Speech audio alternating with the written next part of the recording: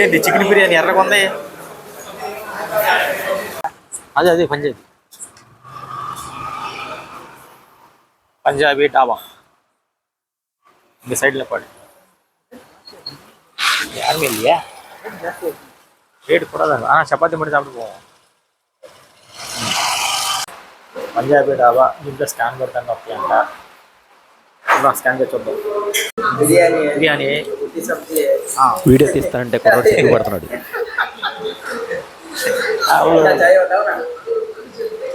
నీకు என்ன வேணும்? இது రోటీయా?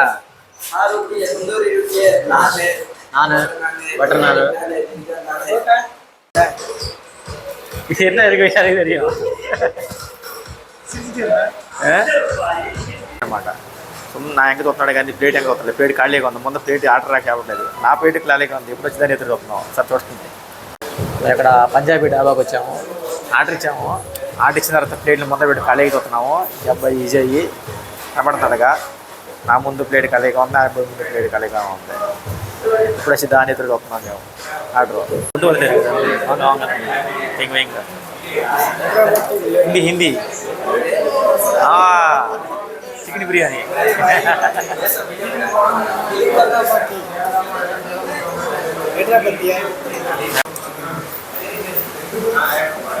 ఇది హైదరాబాద్ చికెన్ బిర్యానీ అంట. ఇక్కడ పంజాబీ డాబాలు ఇచ్చాడు. మరి ఇది ఎక్కడిదో మనకైతే తెలియదు.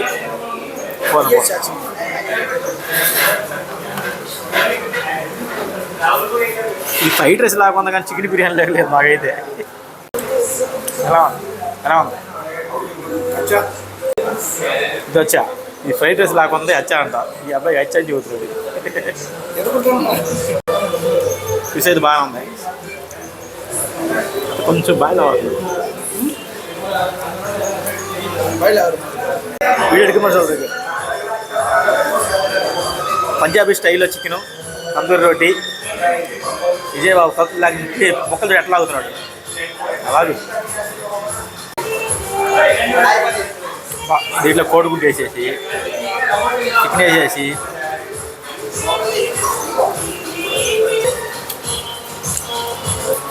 బాగుంది.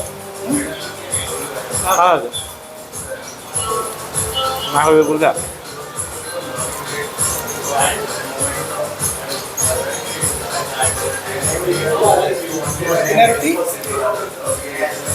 ఎలా ఉంది? ఎప్పుడు దొరికా?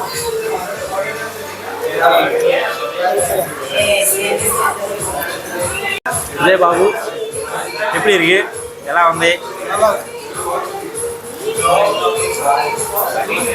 నోట్లో పోయి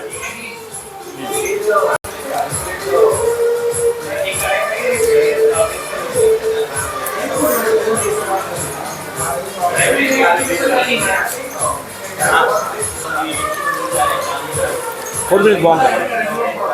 కోడిగుడ్డు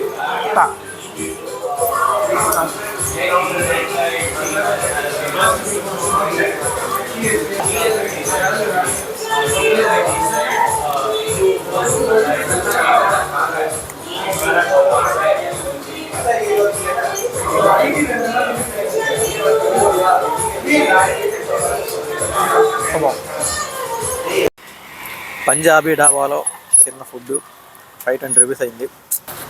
తందూరి రోటీ అలాగే దాంట్లోకి తీసుకున్నటువంటి చికెన్ గ్రేవీ అయితే బాగానే ఉంది. కాకపోతే బిర్యానీ లాగైతే అనిపించలేదు. బిర్యానీ తీసుకున్నాం కానీ. జై బాబు ఫైనల్గా అయిపోయింది. తిరిగి వెళ్తున్నాం.